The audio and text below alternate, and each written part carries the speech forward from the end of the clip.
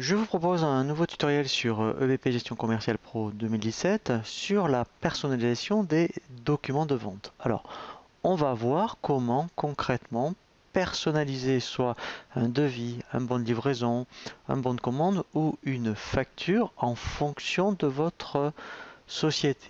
Alors, c'est vrai que sur ces nouvelles versions, vous verrez, c'est beaucoup plus facile qu'auparavant parce que vous allez être guidé par un assistant par rapport à l'entête, le corps du document et le pied de page. Et ce qui est intéressant également, c'est que dès que vous allez personnaliser vos documents de vente, eh bien EBP automatiquement garde par défaut les documents de vente d'EBP et ensuite va créer les vôtres. C'est-à-dire que si demain vous voulez changer quelque chose mais repartir du bon de commande ou de devis de BP, vous pourrez le faire sans problème. Alors là, l'intérêt effectivement, on va le voir tout de suite, hein, c'est que dès qu'on va intégrer le logo dans les informations société, hein, donc c'est pour ça que là je vous invite vraiment à consulter le tutoriel sur les informations société, automatiquement vous verrez,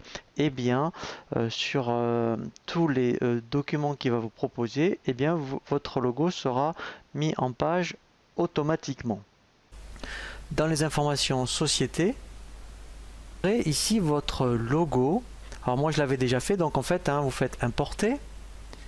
Voilà, donc vous prenez votre logo et l'avantage, donc là je fais ouvrir par exemple, vous n'avez pas besoin de le redimensionner. Alors vous avez quand même la fonction si vous le souhaitez, mais vous verrez que dans l'assistant, en fait c'est lui-même, il le redimensionne. Vous voyez là, mettons, la taille de l'image est 1024 par 768, donc c'est vraiment une grande taille. Et bien en fait vous verrez que lorsque on va aller dans les documents de vente, et bien le logo va être automatiquement redimensionné. Donc là je fais OK.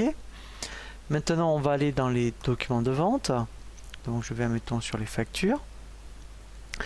Donc, je prends n'importe quelle facture et il faut faire ce qu'on appelle un aperçu. Donc, on rentre dans une facture. Ici, je clique sur le bouton aperçu. Et ensuite, ici, vous voyez, donc, alors là, ce modèle, c'est, vous voyez, donc ici, en fait, c'est hors taxe avec échéance. Donc, c'est celui-ci. Donc, celui-ci, je sais que quand je vais faire modifier le modèle, je vais avoir un assistant. Il faudra faire attention, en fonction de certains modèles que vous allez prendre. Ici, vous n'aurez pas l'assistant, mais vous aurez Report Designer, où là, c'est vraiment très, très compliqué et c'est vraiment destiné aux développeurs pur et dur. Donc, moi, je vais garder celui-ci et là, je vais faire modifier le modèle puisque ça va me servir de base pour ensuite personnaliser ma facture. Donc là je clique dessus. Alors ne vous inquiétez pas, c'est un peu long.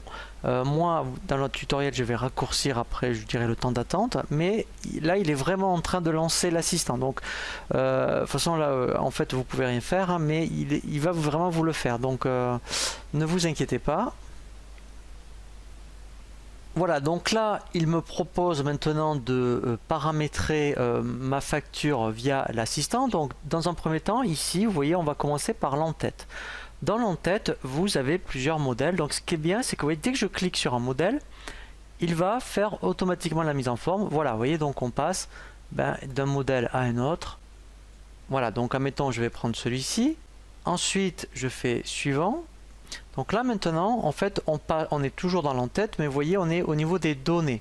Donc ici, alors déjà, ici, on peut dire je veux afficher ou pas le logo. Donc ici, on peut faire modifier le logo, c'est-à-dire que même si vous l'aviez oublié, on peut à ce moment-là l'insérer. Ensuite, ici, eh bien, vous avez toutes les données qui sont donc affichées. Donc si, admettons, vous n'avez pas de fax, vous décochez fax, et lui, automatiquement, il va l'enlever, je dirais, des coordonnées. Voilà, donc on peut même masquer les coordonnées de la société. Donc ensuite là c'est au niveau du client, donc là on peut en rajouter. Donc là si dans la fiche client vous aviez indiqué ces informations, que vous le cochez, lui il va le mettre automatiquement ici. Et ensuite on peut rajouter d'autres informations ou masquer certaines informations par rapport au client. Donc là, une fois que vous avez fait ce paramétrage au niveau de l'entête, quand je vais faire suivant, je vais passer au corps. Donc là en fait au niveau du corps, vous voyez, c'est les colonnes. Donc si à un moment donné il y a des colonnes que vous souhaitez activer ou désactiver, vous voyez, mettons vous voulez pas la colonne TVA, je la décoche. Voilà, et ce qui est intéressant, c'est que directement, il met la mise en page. Alors, donc là, je vais la rajouter, je vais la remettre. Donc ça, c'est vraiment bien. Avant, c'était fastidieux. Là, maintenant, vous voyez, d'enlever ou rajouter des colonnes. Alors, c'est vrai que par contre, vous n'avez pas le choix parmi les colonnes qui sont ici proposées. On ne peut pas en rajouter. Après, on peut, vous voyez, avec les flèches, changer l'ordre des colonnes.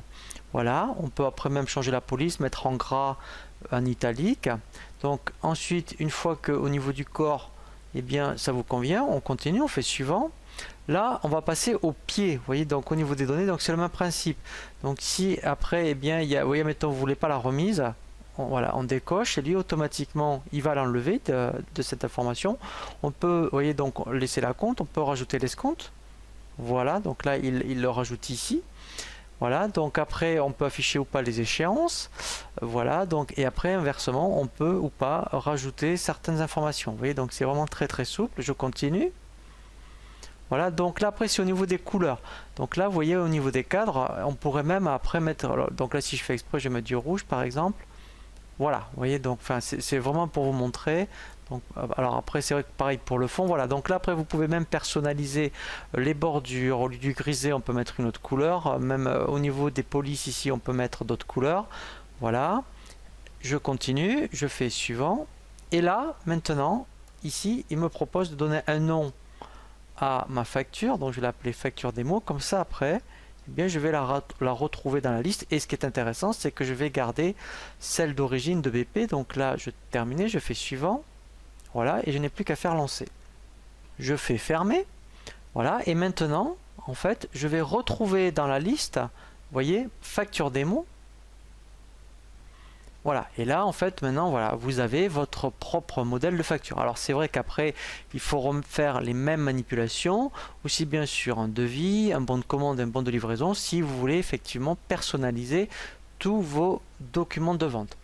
Le prochain tutoriel que je vous propose, c'est de voir comment en fait on procède au transfert comptable, effectivement, eh bien, de vos factures de vente, factures d'achat, ainsi que des règlements clients et règlements fournisseurs sur EBP Compta, et également sur un autre logiciel que vous pouvez avoir de comptabilité.